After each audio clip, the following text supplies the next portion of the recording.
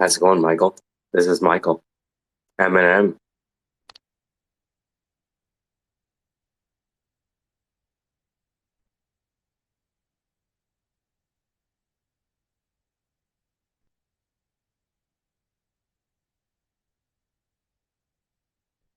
How's it going?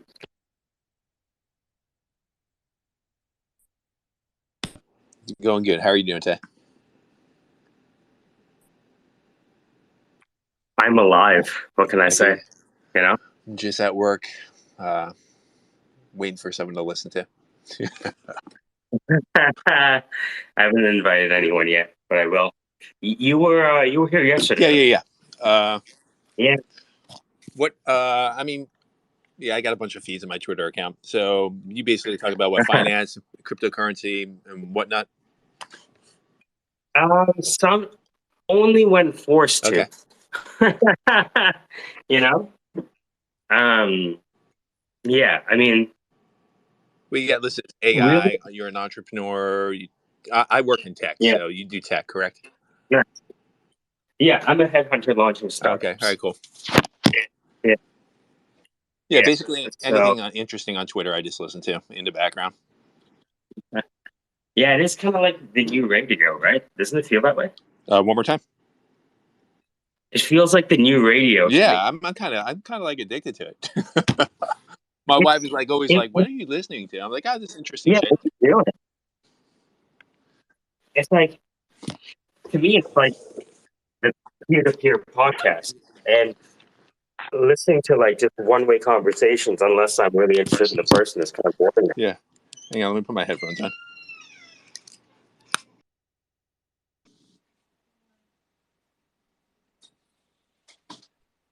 Where are we? iPod. So can you hear me? Nice. All right, Check, cool. check. Yeah. So, what do you do for a living, dude? You're say What do again? you do for a living? I'm a headhunter. Okay. Yeah, that's right. You did say that. Yeah, yeah. I noticed you have a background in music. What do you play? I pretty much play everything. I have a studio set up in my apartment, so I've been making music for TV and video games for a while. But it's a side gig. My day Nah. job is a full stack developer for a government entity. I'll leave it at that. Yeah, leave it at Yeah. that. It's one of Is the it a good ones. It's one of living the good ones. Yeah. entity? I'm just joking around. I didn't hear you. What did you say? So, I gotta mute my mic. Still making this coffee with two hands. Hold on one sec. Sorry. There. Nah, it's not a big deal. I'll say it. It's a post office. It's one of the safer ones.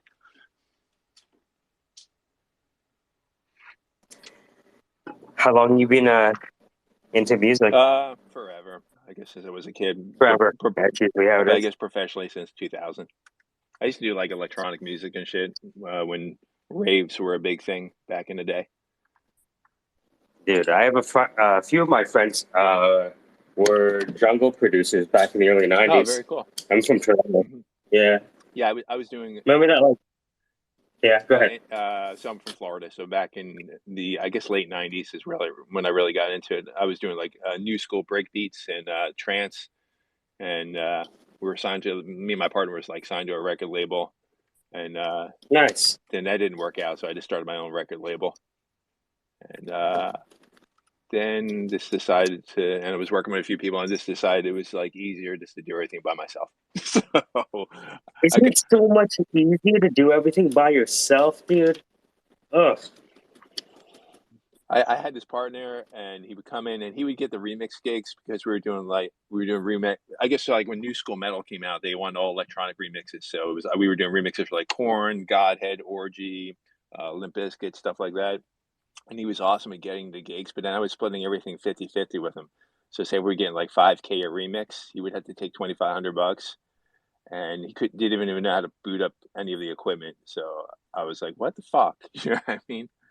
So I was like, screw this shit. And then the last straw was when they spelled my last name wrong on one of our mixes, and you know, and I was younger, so maybe I would have said something. Maybe I wouldn't have like ended it how I did because I was kind of young and dumb. But I actually, in the long run, I'm glad I did because I got a publisher in New York and I just make music for television now, and it's just on my own time, and I don't have to worry about anybody's shit. So it's kind of a good deal. I have a pet theory that the people who know and play music and tech have a secret society. It's funny, man. A lot of my developer friends were really into music. One of my really good friends is a drummer. The other one went to college for writing music, and one of them works for Bungie. And yeah, it's strange how it is like that. Strange, man. I'm telling you, there's something about. I've been playing music since, I don't know, fucking 12 years Okay, old. cool. Trumpet, trombone, then steel pan, Yeah. right? And it's funny because, like, I've never taken a physics class, but I can make sense of what a professor is saying Uh-huh. using my understanding of just like the wave. They have a similar thing in the finance world in New York City.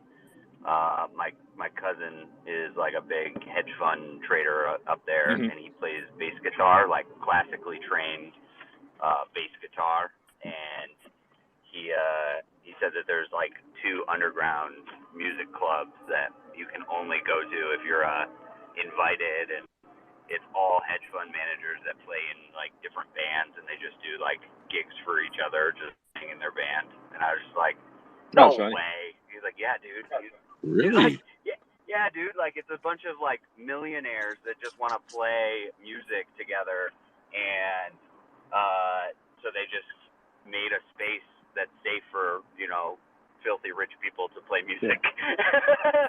It's just fine. It's just hilarious. Like, so one of my good friends I was talking about was a developer for a Fortune 500 company, and him and kind of like myself barely fucking made it out of high school, but just clicked with Hey, computer. me too. Just clicked with computers.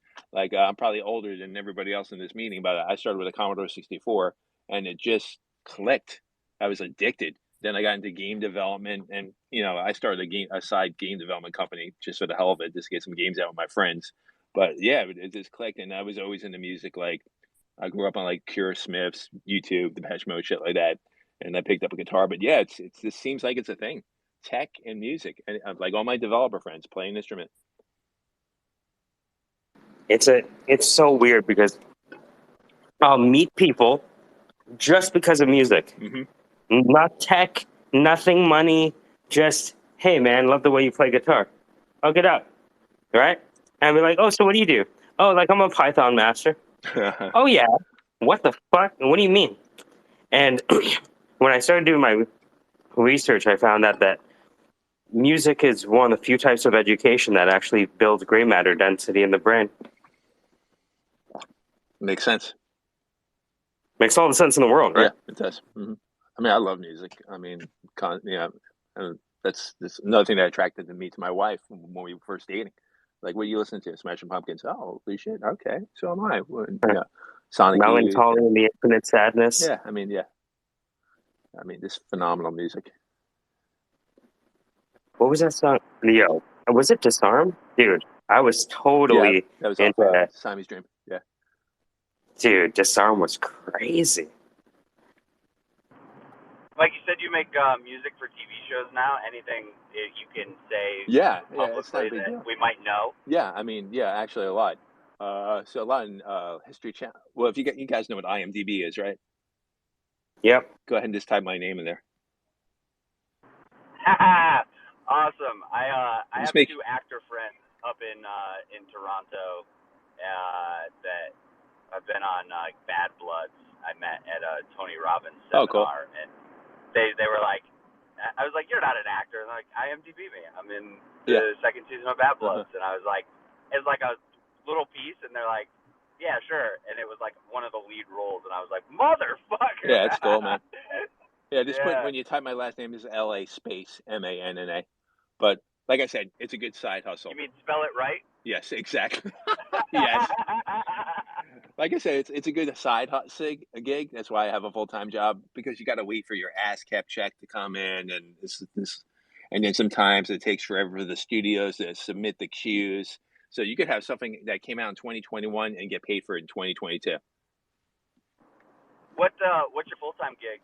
I'm a full stack developer for the post office, U.S. Post Office. Oh, Yeah. wow, cool. Yeah, it's actually a really cool gig. I'm like really high in the level because my technical skill, and my boss is in DC and I live in Florida. So Well, I don't know if Mike said it, but welcome to the Syndicate. yeah, thanks a lot, guys. I appreciate it. Incredible. I'm telling you, like, even my wifey, she played flute, conducted a band, all that stuff. And I get it and I don't get it. But when I hear someone, it's scary, the people that can play an instrument, Mhm. right? And you don't even know. Like, you'd be like, hey, look, Steve Martin, he's a great comedian. Yeah, you should see him play piano. Oh yeah, you should play him. Yeah, exactly. Yeah, or ukulele or whatever he plays.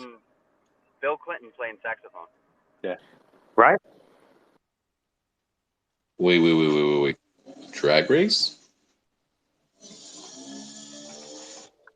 Bill Clinton played Drag Race. I think I saw that in 2021. Is Yeah. that correct? Telling you, Secret Society. I want to say, sorry, very quickly, clubs is extending in tech also, in VR and everything, like higher ups and everything, just interacting. And I heard sometimes it's kind of wild. Well, it's kind of like the U.S. Army used to have officer clubs that you could go and do music at. Like they kind of went away from it, but it's just like I feel like music. If you meet a musician, whether they're a master musician or just someone who just kind of dabbles, right? It takes a specific way of thinking to even just want to dabble into it. My brother is like Mensa certified genius level mind, and when he was little, he would like grab a harmonica and then he would just like blow in the harmonica, and then a week later he was playing full songs, and I was just like, God damn it, you learned another instrument. And then he'd be like, okay, I'm gonna go. He went and bought a keyboard, and 2 weeks later he was like playing full sonatas on the fucking piano, and I was like, stop, just stop. But he would like stop after 2 weeks, and he'd just be like, yeah, I'm bored, let me move on to another thing. And I was just like, I'm sitting there struggling through guitar, and I just was like, I'm just gonna learn guitar because I can pick up chicks when I get to college. So I never really learned how to play it. But I'm the kind of person that's always just tapping along. So I think percussion is where I should put my focus. So, Mike, I'm gonna buy a drum set. I'll be the Syndicate drummer. There you go.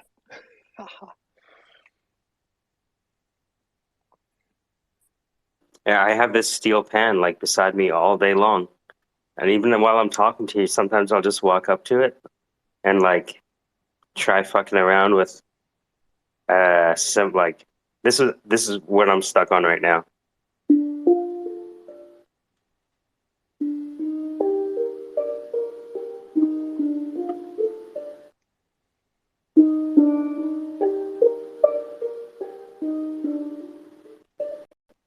I'll just do that in the background while we're just talking.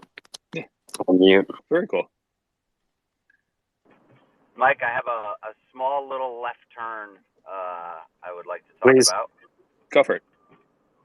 I got the first 14 chapters of my book done.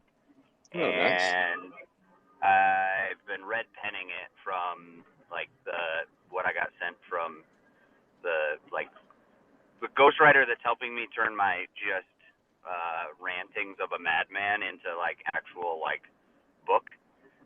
And so my question to I guess everyone in the room is, should I do it in some sort of order.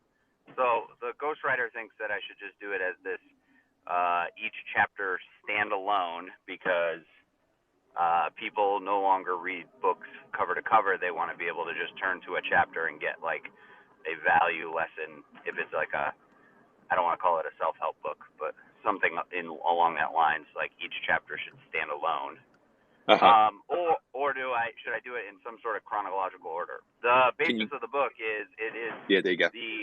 It is all the lessons I learned in the first 3.5 years of my military contract. One, the U.S. military is having a really hard time recruiting, so I'm writing the book on the lessons no one ever says, I'm about to teach you this, but you do learn and you adopt as part of your being once you've been in the military. And number two is, I think that there's a lot of things people can learn, and it's an invaluable education if you just take the 3 years, join the military, and then move on with your life after. And so that's what I'm writing the book on, because that's what my business teaches people. And so I kind of like started it with like the first day of basic training to the end of basic training to like my first 2 years at my regular unit. All these kind of like outside lessons besides shooting guns and tactics and strategy. And then I have a second book that I want to write about just being a leader, and because that was pretty much year 4 on. So I just wanted to know if people prefer books that go in some sort of order, or if it's just that each chapter should stand alone. And this is just my 2 cents, so take it like a grain of salt. When I read self-help books, I just go to specific chapters to deal with certain issues. Yeah, that's what the ghostwriter said. See, I'm a read from front to back person. I am, but when I read fiction. Yeah, see, I'm a front to back person when I read anything, and so like when she said that, I was like, really? So maybe she's the expert, I guess. I would think when people want, like, I have like a library of obviously JavaScript, Python, books, and I just go directly to the portion I need, and then put the book back. So maybe that's. I mean, I understand where your ghostwriter is coming from. It makes sense. And I was in the military too. So what branch? I was in the Navy for 8 years. I was in aviation S3s, but I was enlisted. Oh, nice. I'm enlisted Army. Oh, okay, so cool. I'm in the field artillery right now. I'm a staff sergeant, and nice. I just got picked up for the warrant officer program. Oh, well, congratulations! And, that's awesome, dude. Yeah, I just started a company. It's called Win the War. That's kind of how Mike and I connected, where I take current staff sergeants in the Army, Navy, Marine Corps, and pair them with like startup founders and other entrepreneurs to add that tactical and strategic thinking advantage that big companies get when they hire majors and generals to their board and shit. I was like, we could give this to small companies if we just pair the right individuals. So that's what very cool. That's what Win the War does, is just gives you some of that tactical thinking without the price tag of 6-figure salaries. Yeah, that's awesome, dude. Yeah. How long have you been in the Army for, you say? So I'm going on. I'll go be at my 10th year January. Oh wow, good for you. Yeah. So my wife is like, "You're not going back to sea, or we're getting divorced." So I was like, "Okay, I'm getting out." I was airborne for the first like 6 years, and I had 2 really, really horrific jumps, and my wife was like, "You are either not jumping anymore, or we're not going to be together." And I was like, right. All right. Yeah, it was. My first 4 years were awesome because I traveled all over the world, kind of probably like yourself, and got to surf all over the world. And then, I started dating, and then, when you're in a relationship, there's that. Yep, I was stationed in Italy for 4 years cool. with the 173rd, so I got to travel a ton out there, and that's cool. Yeah, I got stuck in Sigonella for 30 days. it's cool to meet another guy who's enlisted who sees the vision, because like Yeah. most I'm people really, are like, I'm really sorry to be interrupting you guys, but you guys are you're just way too cool, and it's really damaging my self-identity. They are pretty cool, aren't they? Yeah, it's So, tough. I'm like, So I'm gonna I I'm didn't gonna do like, drop. it. I'm gonna drop in like 2 minutes. I'll just put it on mute because I got this in my morning Zoom call. So Mike, I'm gonna follow you and we'll reach out. Helen, go ahead. yeah. yeah, I'm saying, you guys are so cool, and the more it's just like the more you spoke, the more I hated myself. I really had to stop you there. Um, but about the book, I, I'm a writer. I mean, at least I try to be. I don't fucking know. Um, so I have a question before I say anything. What do you mean by ghostwriter? What do you mean, like my ghostwriter? I don't get that. Oh, so my expertise is not in the English language.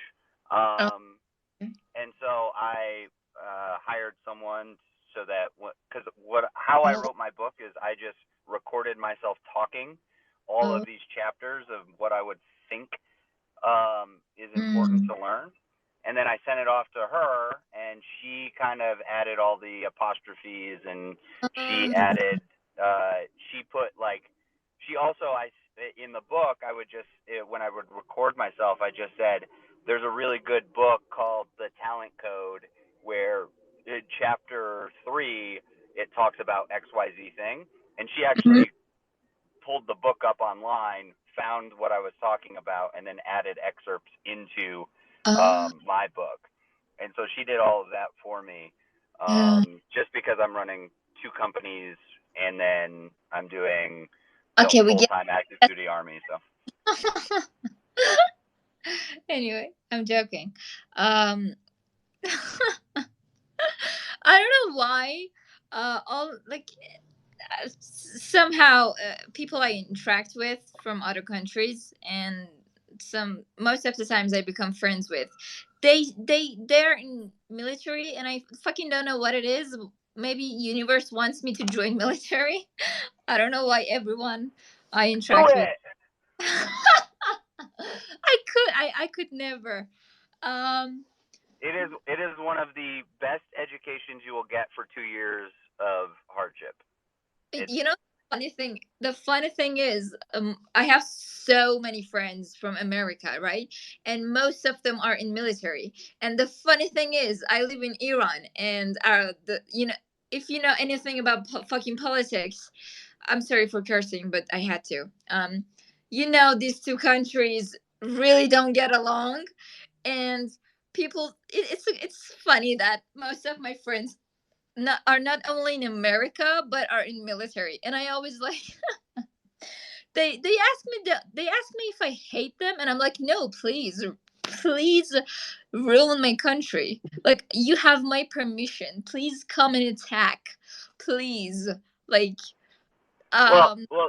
A lot of people don't know this is that you can call from any country. You can call a military recruiter and like what? fill out the paperwork, join the U.S. Really? military, and get a Like, green card after. wow. Even as an Iranian, I can join the U.S. military. You would be you couldn't join specific jobs Oh, until after a certain amount of time, and background checks. But yeah, you can. I have a friend who just became an American citizen, just graduated basic training. He's from Nigeria. I have a friend who was from I think a friend who's from Syria. oh, And I have a friend who's Russian. So yeah, I'm assuming oh. that Iranian citizens can do the same thing. But Well, I could never be in. I'm okay. I'm trying not to curse. I'm trying to think of a better. no, go ahead and curse. It I'm shows too. passion. It shows that Okay, you are passionate about it. I'm sorry. I really am not a polite person. So I'm too much of a pussy to join the military. Like, I will pee myself the first day. Um, I would do it, but I just can't.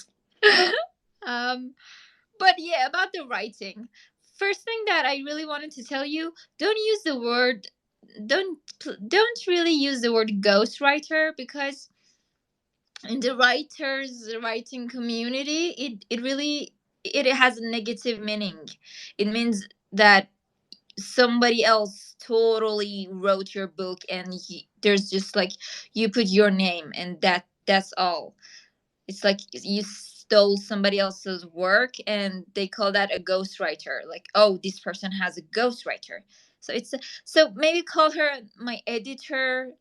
That's more accurate, if you know what I mean.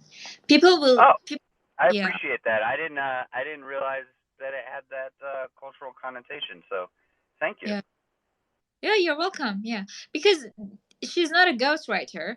She's basically your editor, and that's. But people will misunderstand, and they will attack you. They're not nice. Listen, they're just like, they have their own issues in their lives, and once they get an opportunity to shit on somebody else's life, they will use that. So, I really wanted to tell you, stop using that word. People will just go crazy on you.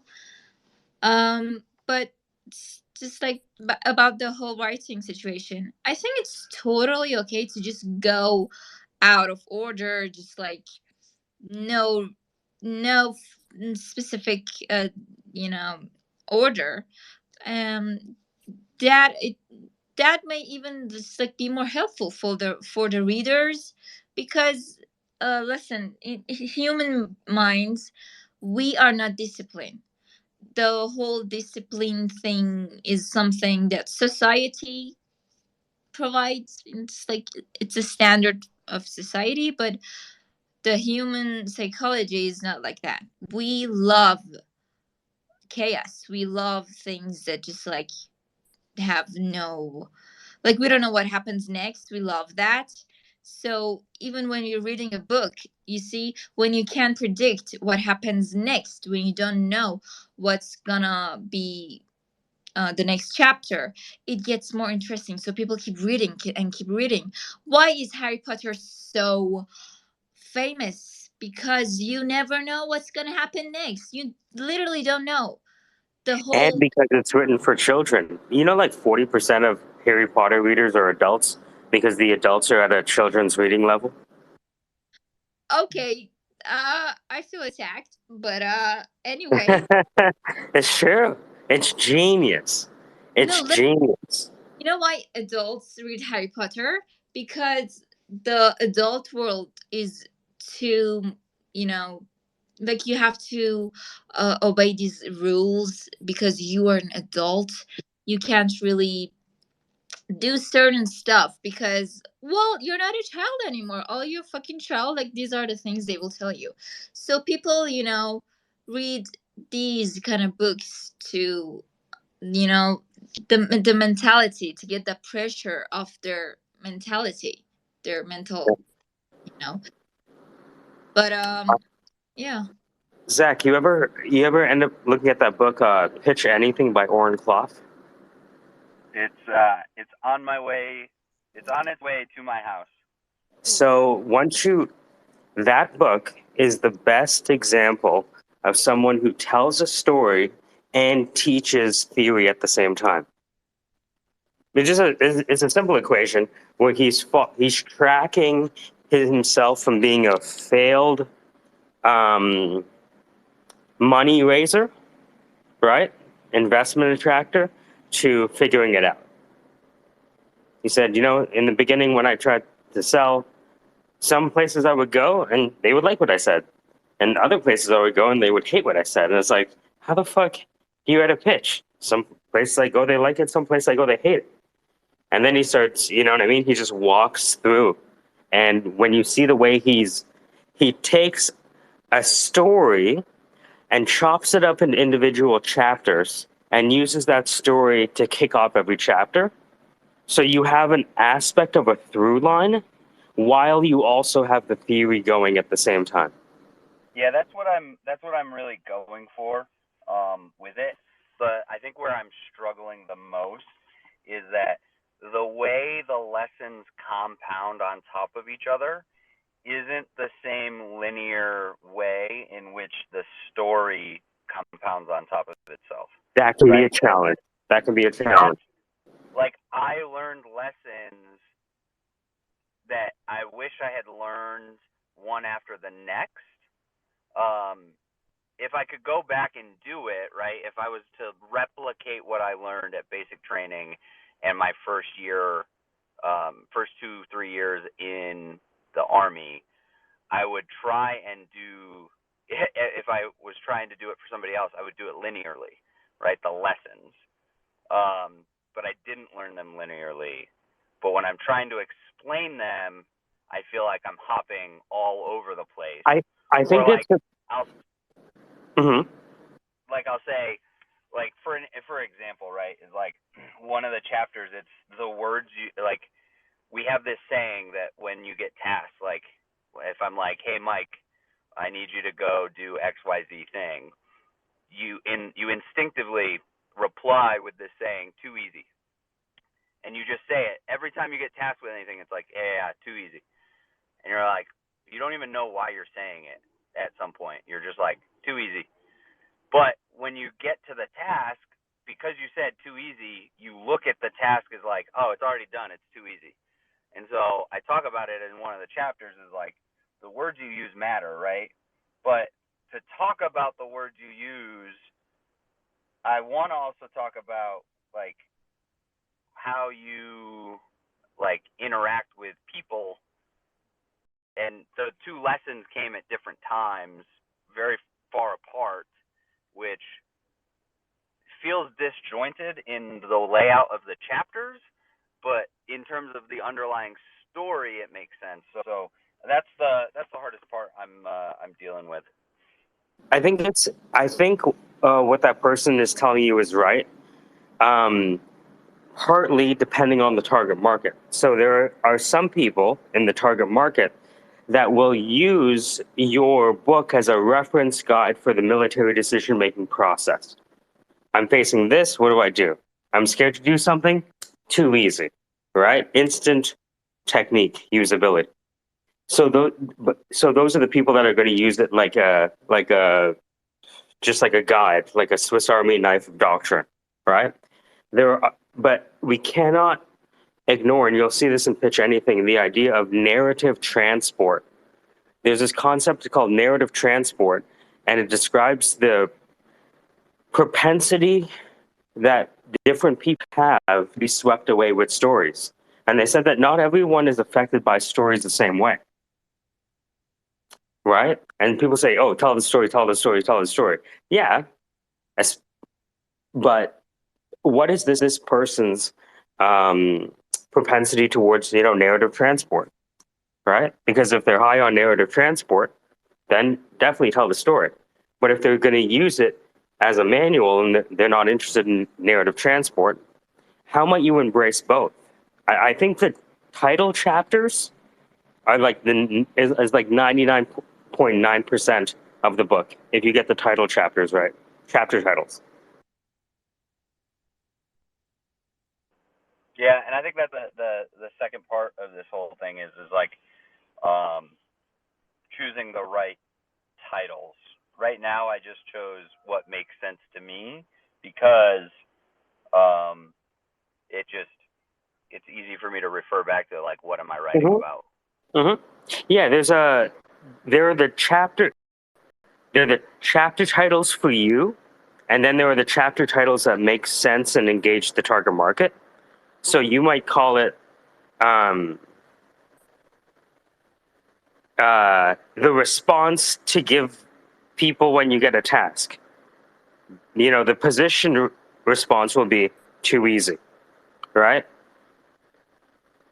That when you see that Oren Clock book, you'll see like one of the best examples of somebody explaining, like, I wouldn't say he doesn't go into well, I guess he does go into the weeds of electrochemicals and stuff like that. But he's telling a story, and the story has a through line. Yeah, I think that's the other part that I feel like there's so much that I use these words and I use these phrases and things, and I'm like, I really need to get into defining that, or like, Oh yes. so Yeah. and I feel like right now all the chapters are not short, but they could be a lot longer if I went into the weeds with some of it. But I have, let's see, Keep in mind, I nobody's have, going to read. Not many people are going to read your book. Most people will begin by listening to your book on Audible, yeah. right? That's a weird thing. But when somebody sends me a book, I'm like, oh, wicked, Audible there? Great. Talk to you later. Right? You gonna? I want Dan to be the one who reads my Audible book. Yes. Can you imagine? It's the thing is, I like your voice. Like, your voice is authentic. And nobody, I mean, not nobody, but it's almost like, I don't know. I would like, I like the idea of hearing it from your voice. Yeah, and I feel like when you read a book or you hear a book from the author themselves, they have the inflections where they Well, intended them. it's also, this might be one of the first things that people buy before they engage you for personal coaching, right? Not personal coaching, but like, right? So, I mean, it's, look, at the end of the day, it's all a win, right? We just had another example of somebody doing well from the military. Hey, what do you do? I was doing this I was in the Navy for 8 years, and now I'm creating music. What? I'm creating music for video games, TV, and I'm also a full stack developer. Yeah, no, and I see those all the time with a lot of enlisted people. It's just we've never codified how important they are, and that's what I'm trying to do. I was telling someone the other day, one of the other staff sergeants that I work with, I was like, I'm trying to create the ecosystem where what we've learned is valuable. Because right now, most staff sergeants and sergeant first classes feel like, without going back to college after they get out, they're not worth a damn. And so changing that is what I'm trying to do, pairing Yeah, I them with think the right people. there's a difference between understanding doctrine and being able to execute episteme in the fog of war. And I think if people recognize that, most people can't sell, not because selling is hard, but because confidence is yet theoretical, right? Yeah, and I think that the ability to understand it in application, right? Like the way that I'm able to articulate the metaphor framework to y'all. Not every staff sergeant can do that. Not every sergeant first class can do that. And then not only that, but then what is their expertise in the military and how can that be applied? I have to run, but we can have this conversation later. But I got to get to work. So. Yeah. Oh, love. Congratulations. Oh, yeah. Oh, yeah. Have a good one, Zach. Fuck yeah. It's a great day. We made it. Fucking right we did, kid. We made it. Fucking right, dude. We made it. We did it. Yeah. Dude, it has been a hell of a morning, people. Hell of a morning. Oh, yeah? Hell yeah. What happened so Oh, far? yeah. Dude, so more meetings with Matt. Uh-oh. Dude. Uh-oh. Oh my God. Uh-oh. Dude, The oh alchemist. my God. The interface alchemist. Jesus. Fuck, that guy is amazing. Jesus. And responding to the ROC resident-owned communities. That guy is the best bedside manner in user experience today. Dude, it's just every morning we're doing a 1 hour. And I thought you had a smooth, silky voice. That guy has like a next level kind of calmness to him. so pleasant, dude. So kind, so considerate, professional, polite. And it's just ingrained in him. it's like to the point where we had to have a side discussion about, are you and I okay? Because like I don't want to hear you apologizing anymore.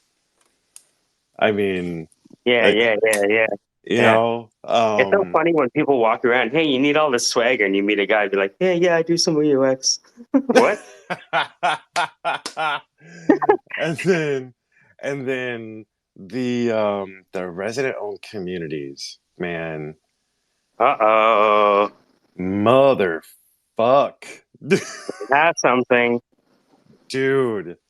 So we're meeting with the Nashua, the Chamber of Commerce, for Nashua. It's not the Chamber of Commerce. It's the fuck. I don't remember the name of it. Whatever.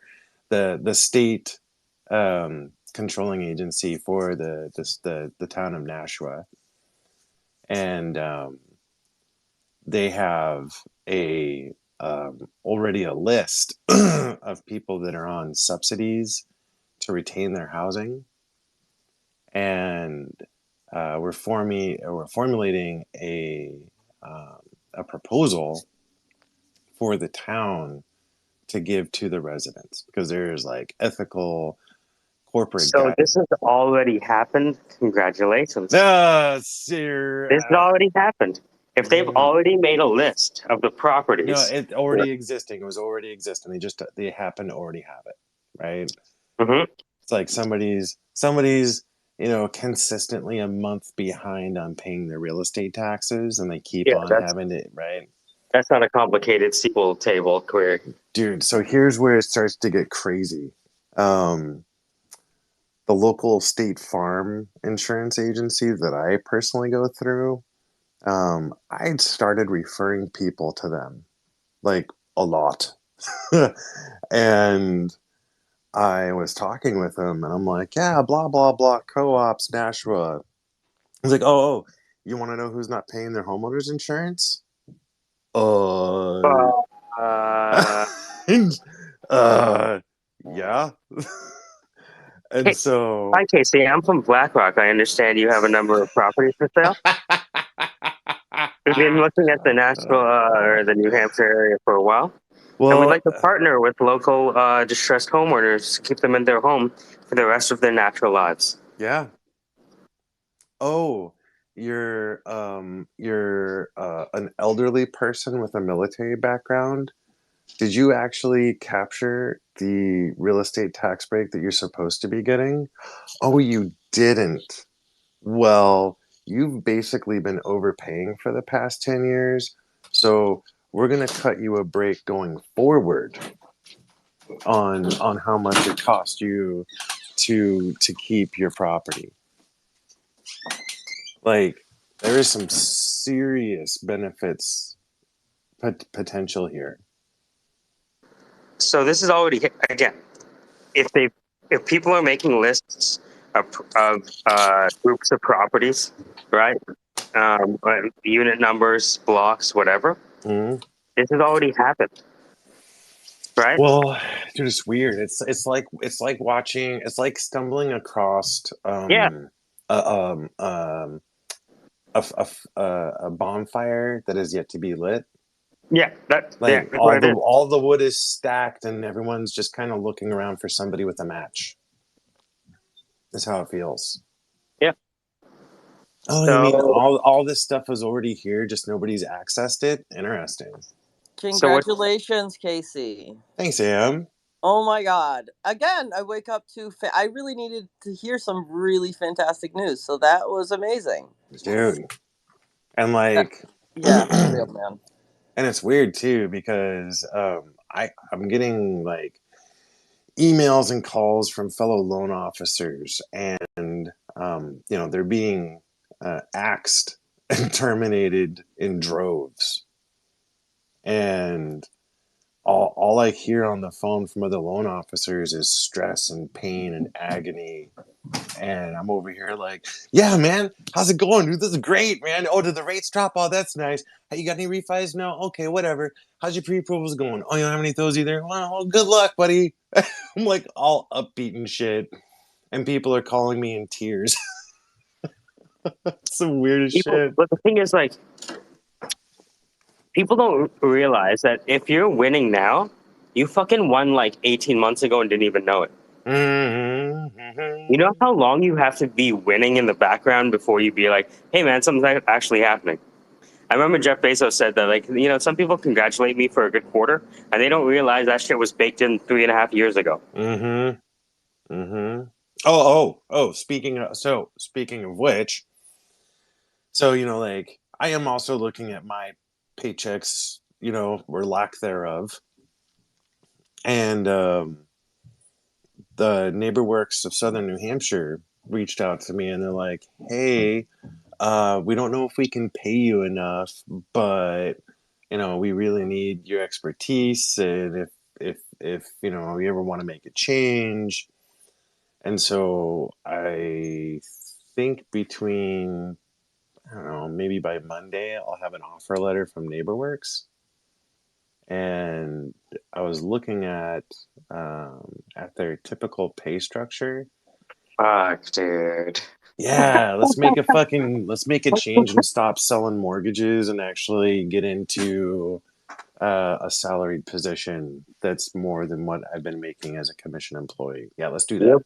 You're about to become like the Dan of loan officing for New Hampshire.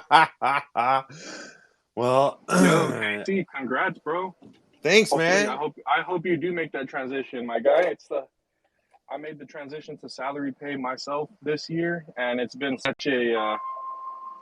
been so much more, I guess, less stressful. Yeah, dude. Knowing how Commissions much I'm gonna pay. fucking make.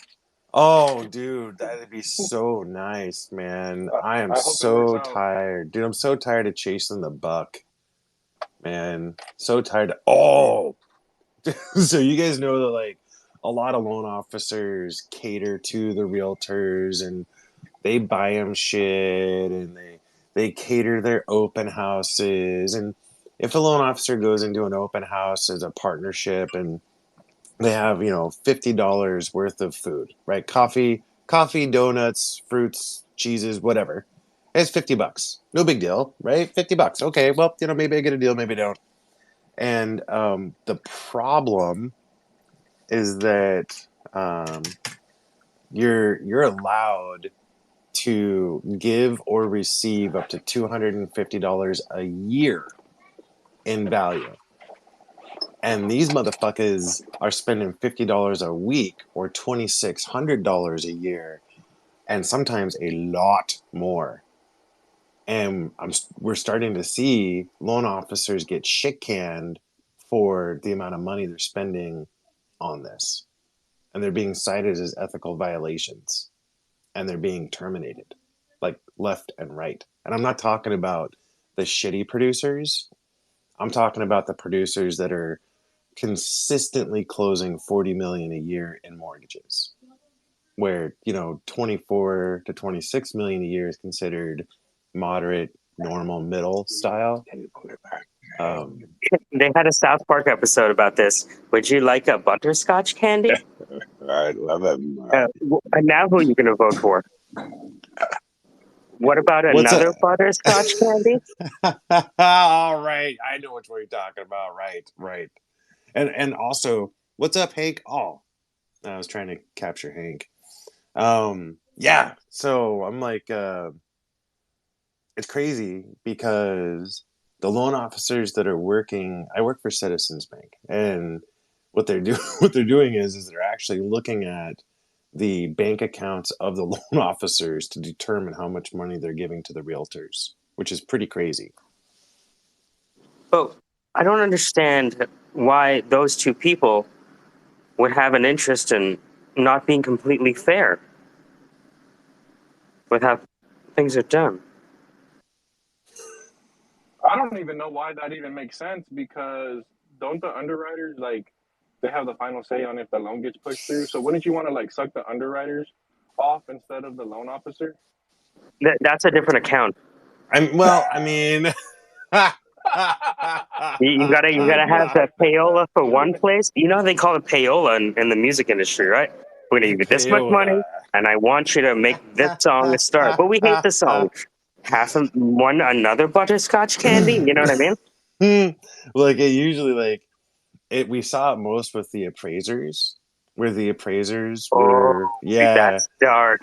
That Hey is so John, dark.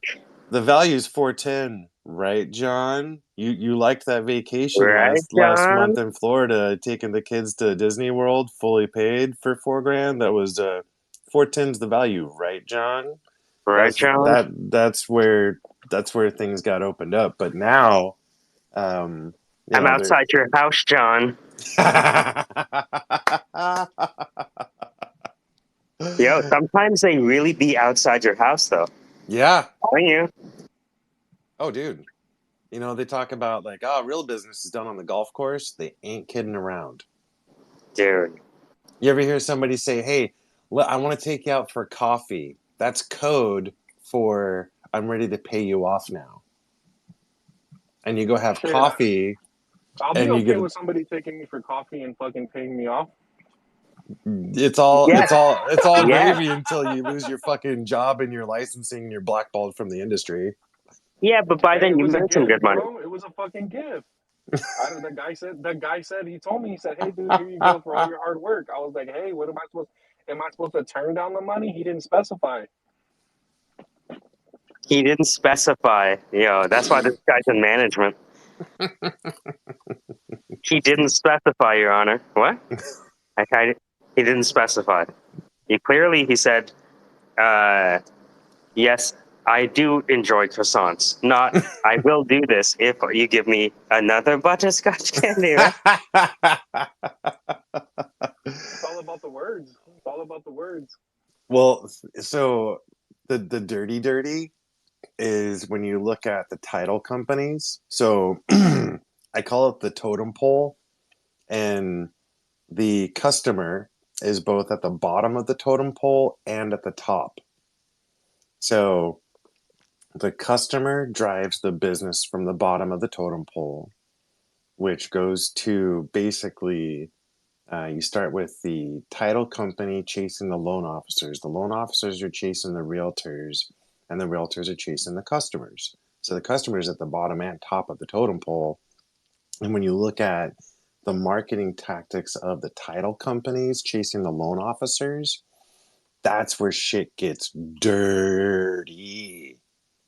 Oh, you mean it's not appropriate for this limo to come pick me up at my house in New Hampshire and drive me down to Rhode Island where the strip clubs allow for touchy and somehow I didn't have to spend any money, but all the strippers were paid to entertain me for the entire night and all the drinks were paid for, but there was no money actually exchanged? That's See, like, I'm confused. Are they like paralegals by day and like strippers by night? Like, how does it work? dude, okay, so first off, you've got processing staff, paralegals, and attorneys, and then title brokers. And they all work under typically one roof or at least very tightly together. And the paralegals are like the workhorses. Like they do the majority of the brain work. Um, the broker owners and the attorneys are the ones that push the money around. And they push that money around. Like they will throw that money in your fucking face. And if you don't I pick mean, it that up makes off sense if they're strippers, right? They're just gonna be tossing that money. they don't have to strip. They buy the strippers. They buy the strippers and call it marketing. That's it. Well, if you go to a tech conference, like, who's at the booth? It's a lady in a miniskirt, Yeah. right? Yeah. Dude, And, we have and and it's the same thing when you look at like pharmaceutical sales. We have a pharmaceutical sales training center in Manchester, and it is fucking hilarious to look at the building at lunchtime. yeah, you're looking at a Miss Universe. Dude, it is. It's like a pageant show. 12 o'clock noon, those doors open up Dude, and the parade starts. I realized 20 years ago that IT managers did not want to meet with me. They wanted to meet with Christy. And that's completely fine. And when I realized that, I'm like, oh, so you mean like old men don't want to go to lunch with me. Oh, Exactly. okay. Well, why don't I remove myself from the sales process, give half of my commission to the people who want to meet clients, and I'm gonna sleep in. All right, Brett. Yeah. That's what Yeah. I did. I was like, they don't want to talk to me. We have good ideas. They just don't want to have lunch with me. And to be honest with you, I don't want to have lunch with them. So Dude, if it you can is stand having lunch with these people, right? Go for it. dude, Make I all it don't the know, is money. Mike. I don't know, Mike. When you were wearing that Snapchat filter, bro, just put on a wig. I think you'd be Yeah. good. Let me You tell you were something. looking. People like me more as a woman than a man. I'll tell you that right now. I'll just say it. Dude, you know I what's was like, hot so cross buns, Big Daddy. Hot cross buns. so Exit Realty in Nashua is the known LGBTQ real estate office. The entire community you know that's in real estate gravitates to that office for that reason. And we took on a brand new loan officer. This kid was fresh out of like maybe Starbucks, I think. I don't remember where he was, some retail, whatever. 25, looks like a fucking Adonis. Looks like he was carved out of marble. You know, he runs 4 miles every morning, doesn't eat bad food. He's just like the perfect picture of health and, you know, virility. And straight as an arrow, right? What a Loves loser. No, boobs. just kidding. But love like super, super hetero, right? Like super hetero. And he went into the Exit Realty office and walked out with like a staggering amount of business. Staggering. He was in that office for like 4 hours chatting and flirting with all the guys and walked out of there with a fucking lead list a mile long. Dirty. So dirty. And we see it the other way too. That sucks. You know? It does, right? And it's more like, I think understandable is maybe the good word, where we have like young women who come into the industry and they're cute. Like they're really, really cute. They're hot. And they go into Keller Williams Metro in Bedford, and all the older real estate agents, oh yeah, April's here today. Ooh, is April here? Yeah, April's here. She's in the conference room. Going to the conference room. April's here. Does she have the skirt on? Oh yeah, she's got the skirt. Is she wearing the tight sweater? Yeah, she's wearing the tight sweater today. Ooh, buddy. Like, and Dude, she, yeah. y'all must have not very many good looking people over there. Or like Mm-mm. because like Mm-mm. here in Austin, bro, like there's a lot of like Austin's one of the most fittest cities like in the United States. And the real estate agents around here, like they all look the same. They all look the same. They're all like well kept. They look nice. The men look nice. The women look nice. The older people, they're all dressed really nice. Like because it's like a dog eat dog like market over here right now. So like they can't even pull those cards. Like they can't just go based off of looks. Like it doesn't matter how you look. Like if you can't sell shit, you ain't gonna sell shit. I love that. I love that. That's so cool. Like everybody's beautiful, so aesthetics don't matter anymore. That's awesome, actually. Like what we're dealing with is like everyone's ugly. The lending, the people in mortgaging, it's a known thing that it's an aged workforce. Like the average age of a loan officer is at like 50, I think. It's a seriously aged workforce. So yeah, the young tight skin gets the attention. Where do you fall in that category? I try not to think about it.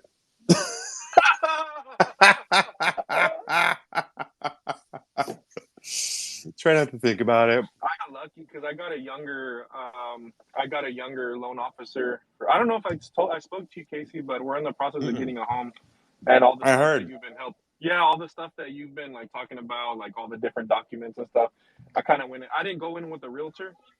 So I kind of used your knowledge that you were passing Nice. on, like to look for Good. shit.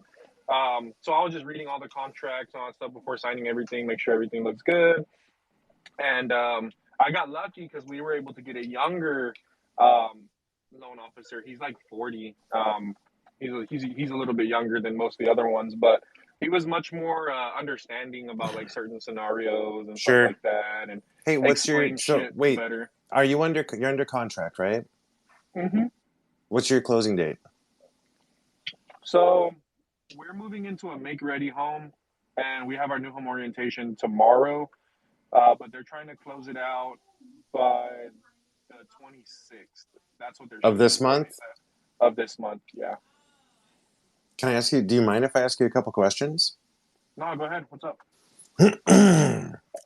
What Get percentage of serious. down? Yeah, what percentage of down payment are you doing? 0, We 5, we 10, put 20? 20. 20? Mm-hmm.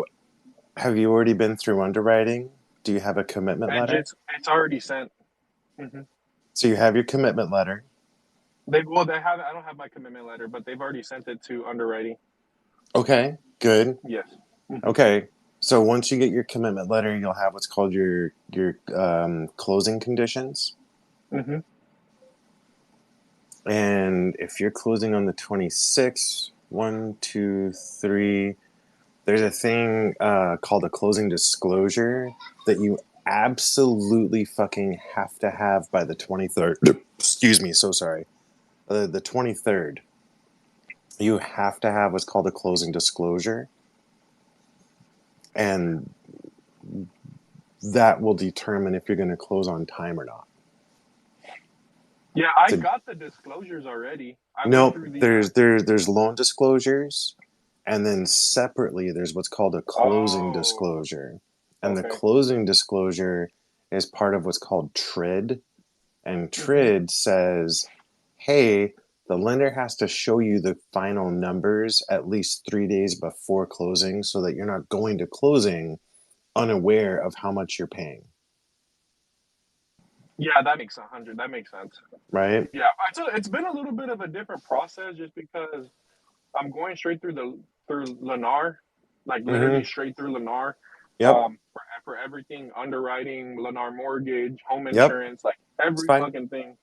And I gotta be honest, man, it's been very pleasant.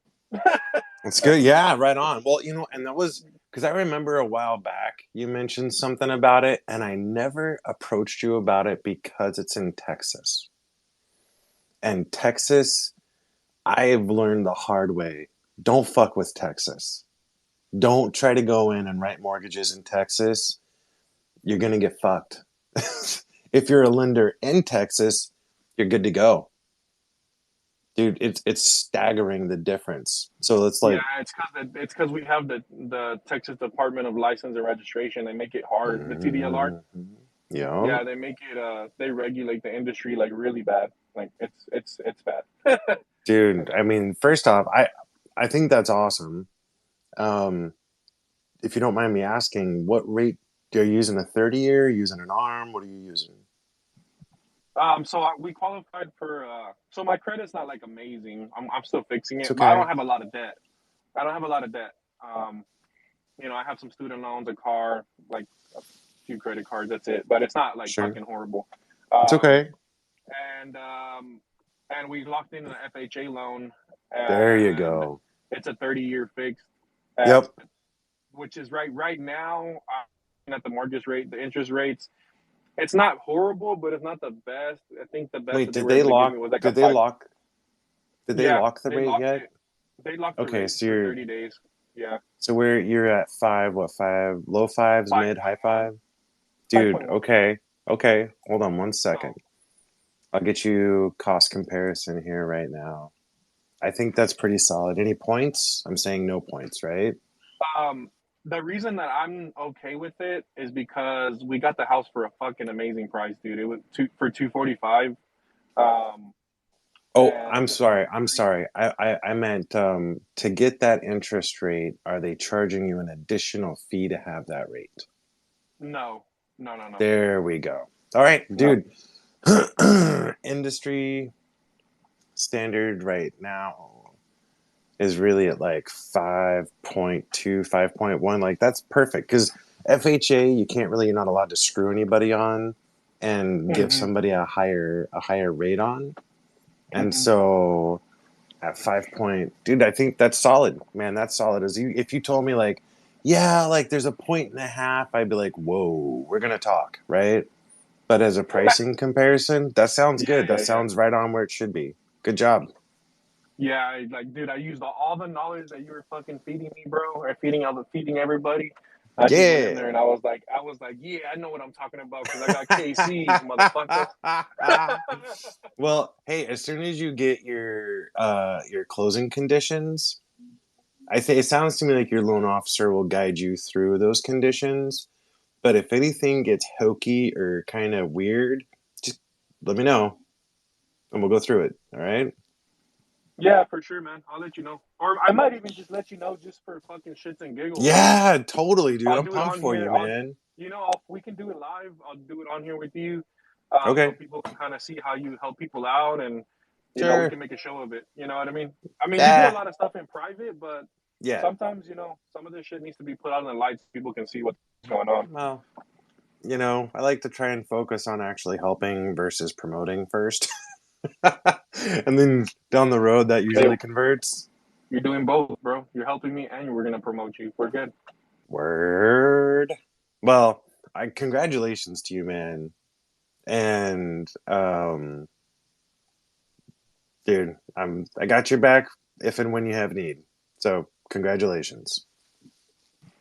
Thanks, man, and congratulations to you, man. I really hope it works out for you and your if you Thanks. decide to take that new position.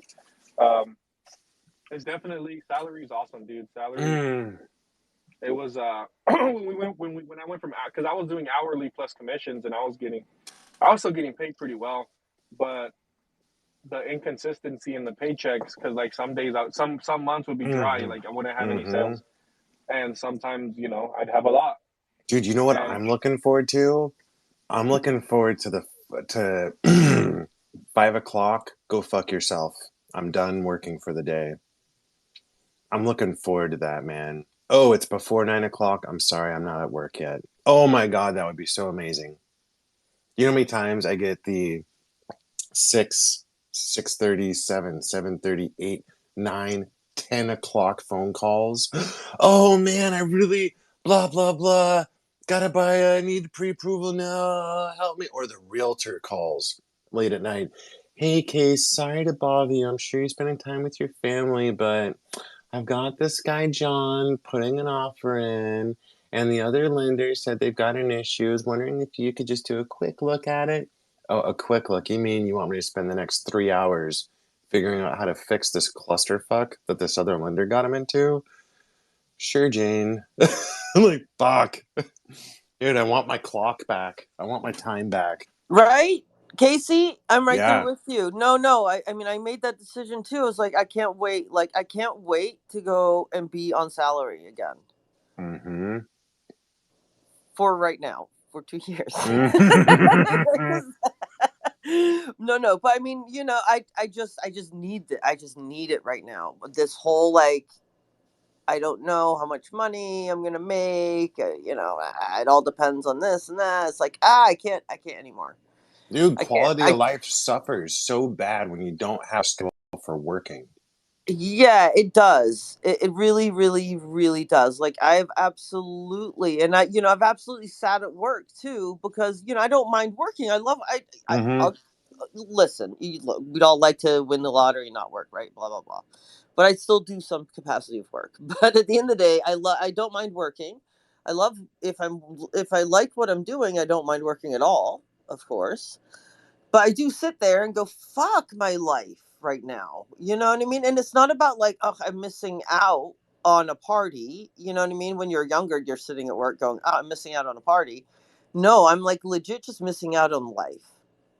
Like that sunset that I should be capturing with my camera instead of sitting here at work. You know what I mean? When I could have already, and I had that before. I've scheduled my life before. I've been on salary before. I know what it's like. Some jobs are better than others with salary as well, though. You have to watch out. they sometimes can take advantage, but that's on you at the end of the day to put your foot down. Yeah. So, these are all things I've learned. Well, it's brutal, Well, dude. but yeah, It's brutal when at the end of the day, it's, well, you don't have to work, but you don't have to have a paycheck either. So do you want a paycheck? Do you like the monies? Then work. Get up early and work. Stay up late and work. Exactly. Work, bitch, work, as in Brittany would say. Just need to learn. Oh, but that's just a sad line now. You know what I mean? Like, I used to love that song, and I actually am like, love that video, because I swear to God, I think I've been there to that desert spot, and actually hung out and partied and done that whole like dancing in the desert thing out there. So, but now, like when I actually listen to the lyrics of the song, and I know at the time, then when she did it, I'm just like, oh, I'm sad, but it's still a good song. And so, and I never like hearing that you got woes on the money stuff. That sucks, because that starts actually working in reverse if that festers. You know what I mean? It starts sabotaging everything you're doing, because it's sort of, you get to a comfortable state of sort of poor, right, or a comfortable state of lack of means, and then you're like, well, all we got is my Hulu, my stash, my stash of smokes. No, for real, you can. No, it can. You can absolutely get into that spot, and that's look, that's a very not a good spot for me to even like visit. Yeah. Right? Like, even for on vacation, I can't even go there for a vacation. Absolutely not. It's like Hotel California is like a bag of weed and Netflix. Yeah, it's a fucking bag of weed and the fucking, and your Hulu and your Roku, because the Roku can hold all of the movie subscriptions. Right. And then you're so high and you have the munchies, but you don't have no money to buy munchies. You're literally describing my life right now, and it's making me cry. And then, but here's the real twist. There's the other side of the spectrum too, where you start making money as a workaholic, and there is no quality of life because I'm making money, man. I got to keep working. And then all of a sudden, it's 2 years later, and you're like, I think I'm going to stroke out now. Totally. No, absolutely. I've done that as well. You know what I mean? Right. So, like, you need to find the balance, mate. Find the happy balance, right? The one that makes you, for me, the one that allows me to take photos of sunsets and sunrises. That's cool. Wow. Yeah. I do think we all have to learn how to like monetize ourselves earlier in life, at least in trying to. I feel like I wish there was sort of like almost like a cult of people that play hopscotch, and it's every time you actually hop, you can make money. Every square you go in, you figure out how to make $1, and that hopscotch is sort of like each box represents a passive income stream. So you're trying to get all 12 boxes or whatever the hopscotch works, but you want all those boxes to sort of be moving in some degree. You know what I mean? Like thinking about passive income. I mean, that's part of this whole channel, really, and the Syndicate is also about the monetization of our voice, right? But the monetization of our spirit and what we can do and how we can help others and whatnot. I keep thinking about that a lot. I mean, it's going to come up more and more, because I almost even feel like there's a second service. There's actually a service that could actually, basically, they assess and profile you, right? They actually, instead of you sort of having to like tell everyone your life story and go through all that fucking agony, they come and they basically you sign up, you fill out a questionnaire, and it does a status of where you're at. And that middle agency is actually the agency that sort of sorts talent and recognizes the talent in the people, and then helps them sort of monetize their word of voice. Maybe it's, instead of, one thing that we always do as humans is sort of look at everything as sort of like, it's me, I am the person, right? It could be just that you're part of the vibe. In other words, if we came up with a magazine, almost like an audio magazine of Syndicate thoughts or whatnot, that could be monetizable in itself. And like that could be I don't know. Just what I'm trying to get at is that we never think about those passive streams until we need them the most. And so then it's like, how do we get in that habit of generating that? And I want something really stupid and simple in the beginning, because we just have to learn the fundamentals of sort of like, I'm going to give you a bunch of macrame and some, you're going to make macrame glasses. Here's some macaroni, right? We're going to make these macaroni Well, it'd be like, necklaces. So we have like, so you want to attract funding, so you want to get a house, right? So you want to become a Bitcoin millionaire. So you want to get AC in your house. You know what I mean? So you want to get your prototype built, right? So you want an interface for your app. That's pretty good. That's Because good. when you started talking, all I could think about was making fun of Anthony. Oh, Like, oh, yeah, feel the pain. so you want to build a prototype. So Dan, what you're saying is we need soul-bound tokens that reflect the value of the employee so that they can then be monetized for their value. That's what my PhD is telling me. Oh man, I don't know if I go that far, but I do like the idea of monetizing people. I mean that happens already. Well, that's what that's what we already do. That's called employment. Yeah, but I mean, yeah, I hear what you're saying. I know, I know where you're coming from. I'm just teasing. Oh, I thought they were called child actors. Oh God. Well, and there is another alternative. I don't know, Casey, have you told her about that alternative that she could do? Which alternative to what?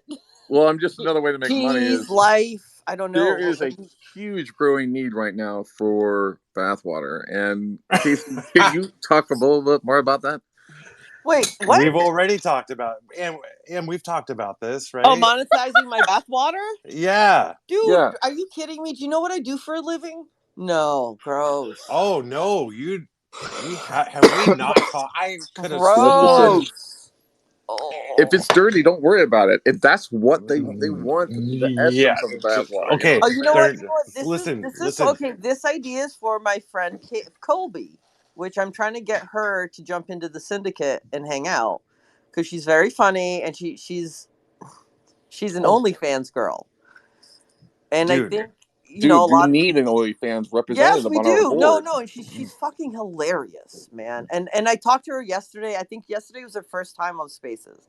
I did what Casey did to me. What I did to her, what Casey did to me. Coaxed her out of the shadows. Fuck yeah. Good job. And it was awesome. With this growing market of sort of sourcing creative content, we can generate creative content. Have you ever thought about potentially actually having an OnlyFans page and just not posting your photos, but actually we could generate photos and then post those? You know what I'm saying? Yeah, that's sure. That is not a job for me. Yeah, I know. AI. That sounds like a great brand for KC. Be honest with what you're, I could do it, sure, but do I want to? No. I'm stunned that Dan hasn't already gone down the AI OnlyFans. It's true. I'm actually down, bro. I'm down, bro. I will use my bathwater. I got you. I got an OnlyFans page set up for KC because he's sitting there with like FICO scores, and he's like bare chested in front of like a FICO score of like 750, and he's like, yeah, and then No, but listen, okay, hear me out, Casey. Remember how I was like, oh, I'm gonna trim weed like topless or naked or whatever, and because I talked to her about it, and she's like, so she did it. She tested it out. Yeah, that's why I want her in here. No, she's cool, man. She's down and she's like, she's always asking for content. She's like, what do I do next? I don't know. That's awesome. And I'm like, oh, what did I say to her? Yeah, no, I think I was like, I don't know. Man, we have like a million ideas for her. Dude, I would love to. I would love to do like a total like spoof channel where you really come up with just wacky shit. Then not like just like sexually strange shit. But no, she's amazing. She's nerdy, she's funny, but she's super hot. You know what I mean? And it's a perfect combo. So, yeah, nice. I'm trying to get her in here. So maybe later in the day when she's awake. I'm thinking of another business model for you, Ann. This could be great. you could be your agent. Oh yeah, Oh yeah. Booyah! Hey, Now, how let's about I just introduce her to you guys, and you guys, you know what I let's mean? let's let's talk about Dan, that a yeah. little bit because I've been very softly approaching some recruiting, and I have like kind of a short list of people that I really want to see you guys engage with. And I've been reaching out to them, and for the most part, they're game. Um, the majority of them are decently high profile. So you want us on our best behavior, or what? Well, Yeah. I want it to be known that some of the people that I want to bring in are not going to be, um, your standard lay individual. Some of these people are like Of course. hardcore economists, military grade strategists, um, deep VC networking individuals, stuff like that. You talking about like Tim Brown and like Mary Beth and them? No, I mean Tim Brown, maybe Tim Brown, Mary Beth, meh, meh. I'm thinking more like Michael at Forza. He is an incredible economist. I'm thinking about Carnation, who is deep degen DeFi dev. I'm thinking about Amir, who I think would be spectacular to watch. Amir and Genius Block chat would be just something to just sit back and shut up and watch, and stuff like that. But there's some like hardcore talent out there that I think you guys in particular would gain real value from, if nothing else than just an amazing conversation. That or maybe they see something in us and they make us better. True. Yeah. That's always Yeah. good, man. Yeah. So yeah, if Yeah. and when I'll make sure the introductions are blatant, but Those yeah.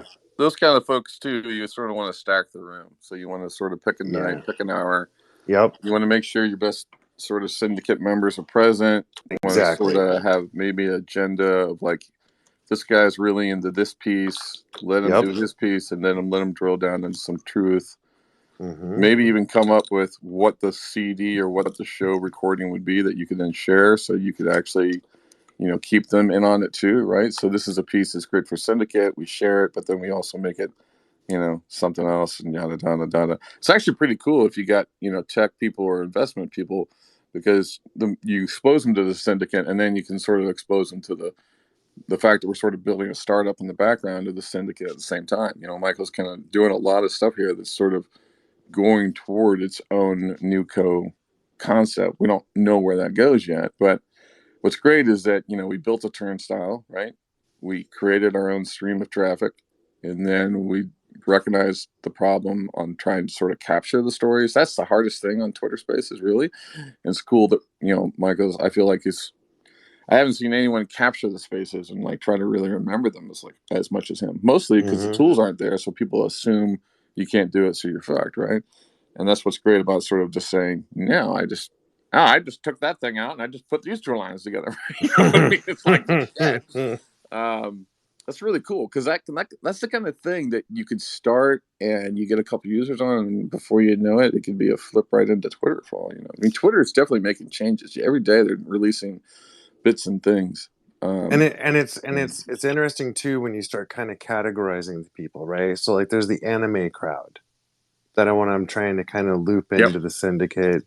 There's the music crowd, right? That's fun to loop in. There's the AI crowd, the Bitcoin maxis, et cetera, et cetera. And each of those has a different feel and a different play at the end of the day. Yeah. I think too what we're gonna have to do, because we saw yesterday with Unanimous AI that people don't know how to stay on topic. So we're gonna have to definitely be very particular on who we bring up and who is asking questions and stuff. Because we can be goofy, like that's fine. Yeah. But when it comes down to, professionalism, there's a time and place. And I feel like this is going to be more of like a professional, like type topic or like Oh yeah. discussion. So we need to be very careful because we don't want to, be distasteful and like put a bad taste in their mouth because of the people that we associate with that may not have that level of Yeah. professionalism within the industry. But You know what I you mean? know what though? You know what though? There's also like a Darwinian approach to this. Like not everyone's gonna survive, and just because you have a very deep knowledge on a subject matter doesn't mean that you're the character type that's gonna mesh with everybody else. And there's no need to change who we are to accommodate for them. No. I wasn't talking about that. I was talking about like yesterday, like unanimous AI. That Josh was in the building talking about his AI, and people were asking him fucking questions that had nothing to do with the company and like what he was Keeping it doing, okay. like trying to like question his morals and shit like that when it had nothing to do with what he was doing. Like what the fuck? Gotcha. Like this guy's Gotcha. just talking about the AI, like what the UN and Yeah. what these other companies do with the technology. That's their fucking business. Like we're Well, just talking about. that was a little bit his fault because he went really heavy into use cases, right? So when he started dropping all these use cases about how he could change things, he was really just trying to talk about the capabilities of the thing. The problem is the more use cases you drop, you're just telling people, you're giving them fodder on how to drill in. And if that was a bullshit drill in, well, now they're going to drill into your bullshit, right? So, but yeah, I agree. I do think that we have we have to be, I don't know. I agree. I don't like kid gloves, but at the same time, you don't want disrespect. So there's a level of like, you either have to let the guy know who's in the room, hey, sorry about that, we get trolls sometimes, or you need to silence trolls quickly and keep them down on the bottom and then bring them in at the last 20 minutes or something. You know what I mean? Hey, Versus letting actually, them go crazy. I gotta ask a question. Hey, so you yesterday Invisible Man was here, and then I had to take off. I'm curious how that conversation was after I left. Something tells me that Michael is away. Yeah. Just Hey, keep them hey. out. Well, Michael was away. Like, can I ask a question, Casey, or to the Yeah. room? Actually, possibly. Okay. So I have been working, since I've pretty much come to America, which is like night. Okay, say my legit resume starts in 97, 95, 97, 97. We'll say, right? 98. 98. So and that's when I started working at a mail order company, and I climbed quickly due to, I don't know, like, and Like it's a long short MALE? story. Huh? MA? MAL, mail, no. Oh, MAIL. so that's just you climbed the corporate ladder of the mail I order climbed company. the corporate ladder of the mail. Yes, it was Okay, stop. It was the is your best, easiest question job I had. Yeah. how far back you go on your resume? Yes, because every job I've had, I've become, whatever, manager, head operator.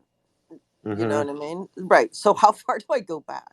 So you you can do your whole history, but the way I think of to do it is to show what you accomplished, not what the job was. Don't So give me anything more than one page, please. yeah, That's my No, only no, yeah, no, request for as a real. yeah. No, headhunter. exactly. Just No, keep I it know one that. page.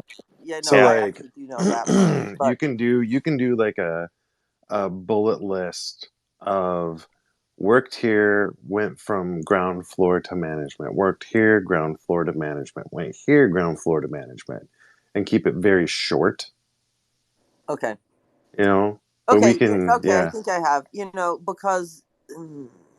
Yes. Yeah. No. I totally you don't understand that. Yeah. Yeah. Yeah. Just put in the, well, like, not exact, not all the details, because they want to ask you about it. They can ask me about it. exactly. The only thing that really matters is what you accomplished, and what you accomplished was repeatedly being put into management. Yes, that's exactly the pattern I would like to convey. Yeah. I put a sample resume that I use for folks that don't have a resume. There's an editable Google Doc at the top. Thank you so much. I'm gonna. How do you incorporate a bluff statement in there? A bluff statement? Is that what you asked? How do you incorporate a bluff statement? Yeah, because Mike's been working I on like that. like Bottom new line up remix. front. Yeah. I every position I've ever held, I've always transitioned from employee to management within 3 years or less. That's good. Thank you. Yep. I remember talking to a project manager, and he told me he was going for a director job through me, and the director job were no longer hiring for, and they only had a project manager. I'm like, hey man, sorry, they only have the project manager job, and like, you're probably not interested in that. He's like, no, I'm still interested. I'm like, really? He's like, yeah, I don't care where I start. I'm going to be director in a few years anyways. I'm like, what? And he's like, yeah, I don't. I was financially independent when I was 27. Now I just have fun. I have like 900 pairs of shoes. This is just playtime for me. And I was like, damn. And in 2 years, he was a director. Now, the company decided not to pay me for the placement, but that's a different story. Always fun to help people and not get paid. That's the story of my life, but you know what? It's karma. I got goodness. Yeah, it's it's the freedom to be able to tell the story as it is 15 years later. I think I definitely have not. I don't know. I mean, I'm learning to charge now, and my team is like really kind of like, okay, Dan, well, next speaking engagement, you know, we're going to make sure you get money for that and all that kind of stuff. And I have to find a balance in that because it's kind of like you can't tell a songwriter that you just will perform here and there and that's it. Like, no, motherfucker, I'm going to perform all the fucking time. Sometimes I have to go perform. If I don't go perform, I'm not going to laser. I almost feel like it's like a Brewster's Millions thing. You get born, they're like, hey, you're always going to know the future, but people will never pay for it. Are you happy with that? Yeah, all right. You know, so he's just kind of like, That's awesome. Dude, so that's fucking awesome. It's like that would be a great sort of like, you know, film or story. Like, you know, it's that classic because it goes against the classic story of America. Like, yeah, you take your money, you get paid for it. No, some people are just good, and Dude, I don't I know. gotta say, man, I can't even count the number of people that I've counseled on their credit and budgeting and reserves, and a year later they come back to me like, dude, because of you, man, I was able to do this. I'm like, oh, dude, that's awesome. Like, Yeah, do you already buy the house? Oh yeah, man, I got an FHA loan. It was fucking great. Da, da, da, da, da. I'm like, who did you go through? Oh, just this random company my realtor recommended. Fuck. yeah, completely. Completely. Or I meet a friend who knows I do software development. He's like, yeah, man, we started a company and we made a prototype, and now I'm like, hey, that's cool, man. How you go? And then actually, then when he has problems, I go, huh, the back end's probably fucked. Anyways, working solid. You know what I mean? It's like I gotta get ready for this meeting. I'm gonna go out and go crank this meeting out, and then I will find you guys on the flip side. Have a Have good fun. day. Yeah, And have I'm just fun. sending you Yeah. good vibes all day. All right, you're All gonna right. find the next arc, and we're gonna make it for you. That's what we do. It's amazing. You guys are awesome. And take care of yourself. Mike, I still have problems. Okay, question, What's up, everybody. Danny? Hey, good. You, Casey? Yeah, buddy. It's a great day. Does anybody have subtitles in their space without clicking the subtitle button? Because I've been having this since Monday. So everything Really? everybody's speaking, I have it in subtitles. And can you turn it off? No, I try to. Like I Really? have it off. Like view captions are off in the and now I'm gonna put it back on and remove it, and I still have the captions. It's so weird. And I can't even join what so you invited me for, but The shitty it's thing is you weird. might have to like uninstall Twitter and reinstall. That's what I was thinking. And I think my phone is tapped. I don't know, but I think my phone is tapped. Where's Kate Meter? I have to figure out a way to, I don't know, go on the internet or something to figure out if it's tapped or not, because it's weird. It's highly weird. Be careful of the I mean, SIM are you swap doing anything attack. illegal? Are Well, you? No, how's your sir. memory on your phone? How have you been taking a lot of photos? You just might be out of memory. You know what I mean? It could be that kind of scenario, I but mean, I have I have some sort of an external one also. Not external, sorry, another memory card, but it's not transferring to that memory card. I'm just gonna try and figure it out. Yeah, if you're not doing anything illegal, wink, wink, you're good. No, sir. Tap his But phone already. no more captions. Awesome. No How did more it turn? captions. You got to turn it off.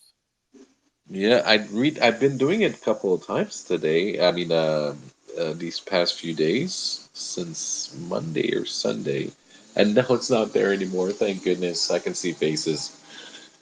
Oh. Welcome back. And okay. Talking about illegal, I don't think it's fully legal. I think it's more of a moral base than anything else. I don't know if it should be moral base, but I had a conversation, or I mean, DMs with a guy talking about Bitcoin mining, and he said an S9 hardware is good, but then I started checking top 10 hardware for mining, and it wasn't even in there. And then I did a kind of review to it, and it said it's not worth it. So I think I'm getting screwed over. You And I'm mean not. Smart. somebody online gave you bad information? The goal, the If you're gonna buy goal. something, you should go look into those Apollo miners. They have like a little pineapple on them.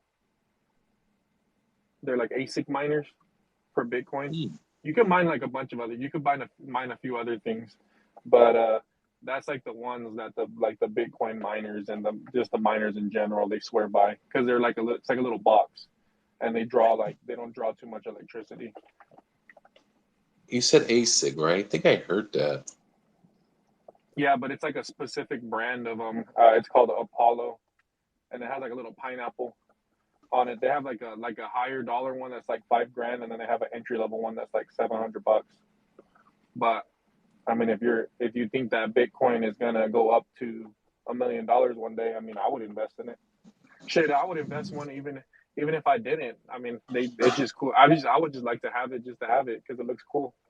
Oh yeah, what do you do? What is that? Oh, that's my fucking Bitcoin miner. Do You know, have you guys seen the Raspberry Pis? You know what I'm talking about? Yes, they're yeah, they've been awesome. running them as nodes. They run the Dude. Raspberry Pis as Bitcoin nodes. Yeah. So it's kind of like your own network.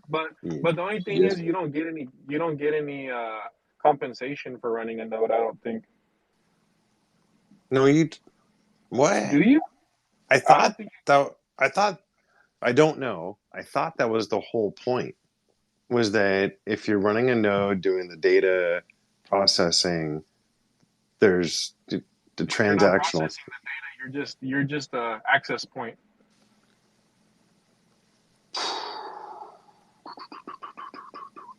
So You know what I what's mean? Like yeah, so you're an what access point. Like it's like a router. You become a router. Like it just sends it there and then it bounces out to somewhere else so to keep why the would network there has to be a game. There has to be a game going. somewhere. Validators validate the blockchain. Nodes they're just access points. Miners mine the blockchain. They dig it out. They solve the equation. Validators validate the blockchain to make sure that everything's in sequence, and then the nodes is just the transfer of information. Oh, you're talking about proof of stake? Proof of work. No, we're talking about the Bitcoin. Like, do the Raspberry Pi nodes do they generate passive revenue, or are they? I always assumed that they were just for data transfer on the blockchain. A But lot that's of just me. people, a lot of people will describe to you what's happening with Bitcoin when they're actually describing what was in the white paper, not what BTC is right now in terms of how it operates. So, But it operates the same. It's never been touched. It's the same No, it fucking has, thing. right? How? They have SegWit, right? It's different. Oh, are you talking about the Lightning Network? Well, no, just like in terms of if you look at like the actual protocol, they made a lot of changes to the initial implementation. And there was a Canadian accounting firm that went line by line and looked at all of the code changes that they made. The original Bitcoin protocol, what is it and why does it matter? I put the PDF at the top. It blew my mind when I first saw it. But this is a major accounting firm in Canada. Oh dang! I didn't even know that because I thought whenever they when they made those hard forks of Bitcoin SV and Bitcoin Cash, that's what they changed. I didn't know Yeah, that they fundamentally changed the actual Bitcoin, the actual original blockchain. that's That's weird. yeah. And again, it's one of those things where it's like, I'll put to the top. I interviewed Kurt Walker Jr., and he was a miner from back in the day. And it's funny because we recorded this almost at the top of the, I think we recorded this at the top of the market. It was called the Bitcoin Civil War. And I was like, it's so hard to find people to talk to Bitcoin about because they're just talking shit all day and making up stuff that doesn't exist. It's not even worth talking about. And so we just started delving into, what they changed. And then around the same time, again, it's like what, September 9th, right? MNP comes out with this thing and it's like, oh, fuck, dude. These are all the opcodes. Because once I started doing some like minor software development with BSV, it was like stupid easy. You could like whip up a cash register for digital currency in like 2 seconds straight into your wallet, just using HTML and a bit of CSS and some JavaScript. And I was like, what the fuck? How is this so fast? I know nobody's using it and they all hate it, but me as a stupid recruiter was able to, set up a cash register on CodePen using HTML, CSS, and JavaScript. Right? So where is it? Customizable digital currency cash register for micropayments. Yeah, I'll put it to So the top. that's the Lightning. So what you're describing is the Lightning Network. That's what they No, did. yeah, well, it was funny because we called Lightning Network the proof of stake of Bitcoin. We were joking around with Brad the other day. And Rogers, Mr. Rogers, I think you're able with Raspberry Pi. It says in order to start mining, you will need to have a Raspberry Pi, a pool account, a Bitcoin wallet, and a mining pool to start mining your Bitcoin cryptocurrency. I Oh, would that's says, crazy. I wonder. take a but look. it says Yeah. estimation. Well, as you can see, after a couple of hours, the results are not $1 million, of course, but an estimate of 0.003 daily. So it's minimal, but it's still mines. That's crazy. I did not know that you could mine on those things. Don't even. I think I they're like know, what, quad cores or octa cores. I mean, I but guess you maybe could the you could higher mine. spectrum of a Raspberry Pi may be possible. Yeah, I don't know. It's weird.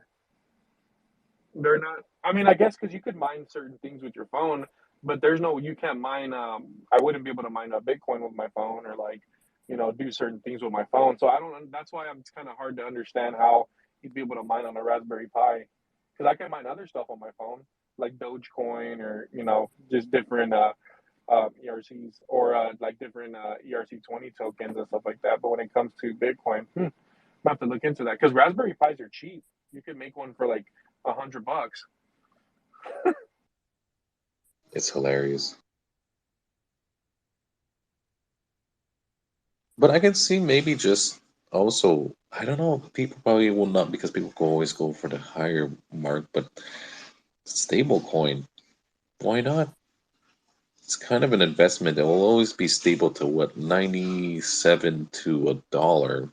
So I find that common sense. If you're at, let's say, 1.2 million of a type of stable coin, that's 1.2. Can you even mine stable coins? I'm gonna have to check it out very quickly. I'm not 100% sure. Yeah, because I thought the way that like stable coins worked was that when I submitted $1 to an exchange, then the stable coin would print based off what I put in. At least that's how I thought they work. Some of them work differently. I mean, obviously Luna was a algorithmic stable coin. It wasn't even a true stable coin. Um, and then you got what, Tether, which I've heard a lot of scary stories about Tether. Apparently they're printing like fucking crazy, and it's owned by CZ from Binance. It says yes, mining stablecoin is still profitable. So there is a possibility, but wait, but maybe not USDT. Tether cannot be mined. Yeah, Tether can't. So it's certain, like you were talking about. USD coin you can't mine. Yeah, so there's certain stable coin you can, but it's probably highly limited. Probably. Funny story. I was at a client's home, and he was asking me why his room was so hot, and I was like, and I walked in there, and I was like, dude, it's your computer. He's like, I don't know, I don't think so. We just Bitcoin mine on it like every so often. And I'm like, man, it's your computer. Like this room, it's not that big.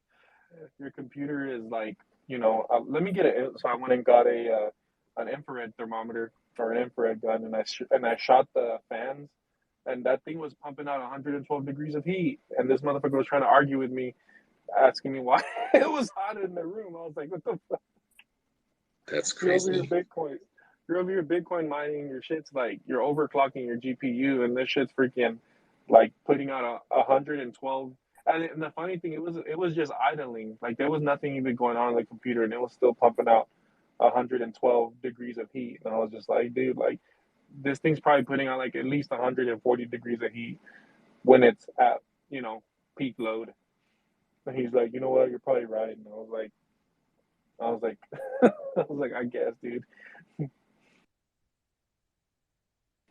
Did y'all hear about the dude that has a Bitcoin mining facility, and he converted the heat um, from the Bitcoin mining rigs to heat his pool? That's smart. Why not? I Yeah, got a freaking now a heated pool with my mining. yeah, he's like trying to figure out like a bunch of different ways to repurpose the energy or the heat, because heat's energy. So to repurpose the heat or the energy off the Bitcoin mining rigs in order to like repurpose, in order um, to contribute back instead of just burning it. You know what I mean? Like to develop different utilities and use cases for the heat. So it's pretty interesting. And then there's a Use it as company a that's actually freaking utilizing thermo thermo geothermal technologies to actually power up their Bitcoin. They're using like some volcano. Are you familiar with that, Danny? a little bit, but I don't think it's volcanoes. Is it just the Earth itself? Just taking it. I can't explain it. I'm not. Oh, that's what geothermal is. Geothermal is just anything that's utilizing some form of the earth to heat or cool or use like energy from the earth. That's pretty much what. That's all it is. But yeah, it could be. I mean, I thought it was a volcano, but it could be something else. It could be kind of. I can't wait. Just geothermal. Usually, it's the conducting heat as an energy source. But I'm sure there's also. I think there's maybe another name for volcano. For the magma. also, because we can harness that for sure. Yeah, like imagine like for instance, like we have so like they utilize geothermal energy, but like that's what we did back in the day with like our very first like steam engines. Like that's all we were doing was creating heat. Steam would build up, and then that's how the piston started turning. So I'm starting to wonder if like we're probably going back to that. Like they're trying to figure out how to utilize steam again because with hydrogen power, that's literally what they're doing is they're creating a highly compressed gas and allowing that for combustion, and then it goes from there. But that's cool. It's pretty interesting. There was another also source when they were talking about, I forgot the name of it, but nuclear power. But now they're using, I think, I forgot what's it called. What's going to be a new technology they're going to use? It's going to be using less, or it's going to be producing less nuclear waste. But I just had it. One second. I'm going to try and check if I can find it on one of my posts.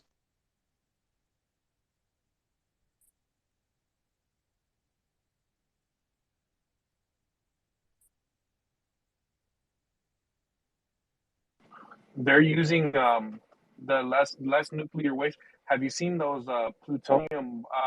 What are they? I forgot what it was called, but they use some sort of nuclear waste as a bullet, and it freaking shreds through like everything. I forgot what it was called, dude. It was like this old guy.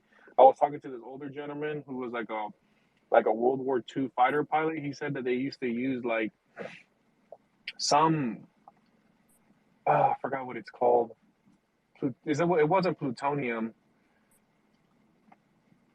What in the San Dickens? That's scary. Using that as a weapon? Well, maybe Yeah, not they have like plutonium, but certain like yeah, they have like certain bullets that they were using in this warcraft that was nuclear waste because the density of that material was so fucking hard, it would just shred through like tanks and stuff. Um, Let me look it up.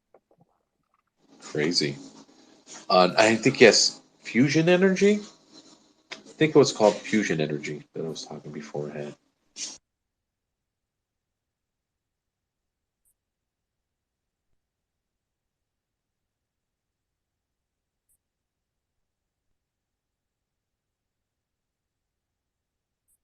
Oh yeah, so they were using depleted uranium bullets and depleted plutonium bullets, and they were using it as the freaking tip of the bullet. But because it was so hard, it was just freaking shredding through like the freaking heavy armor on tanks and stuff like that. That's crazy.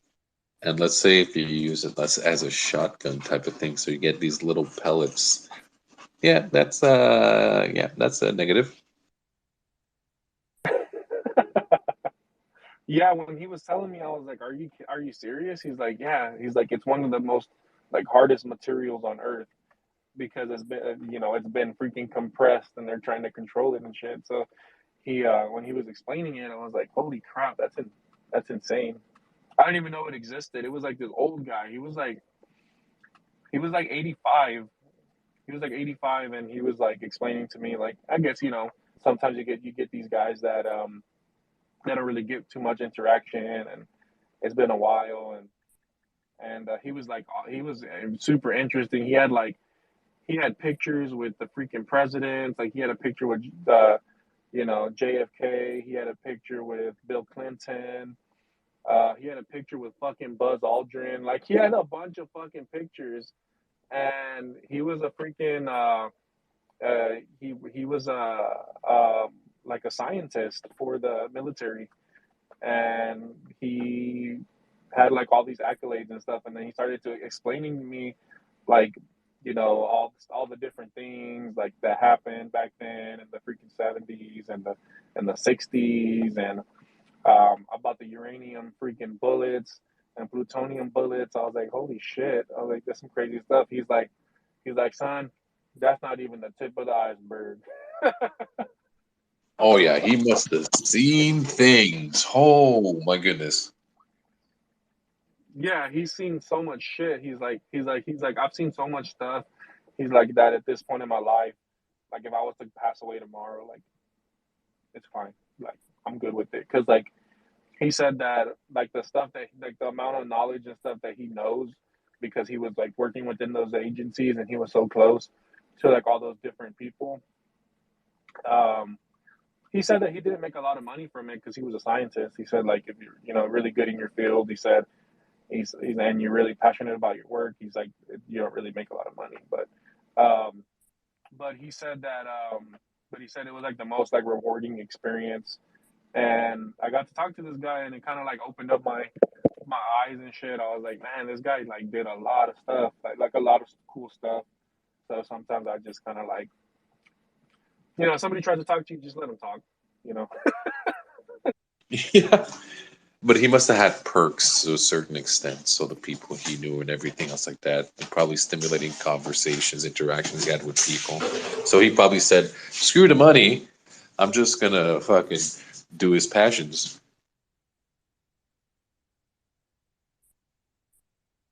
That's true. That's true. He was hanging out with the president and stuff. I think. Damn, nice conversation, but I must go. I've got a few things to do. I can't believe I didn't follow you beforehand, Mr. Rogers.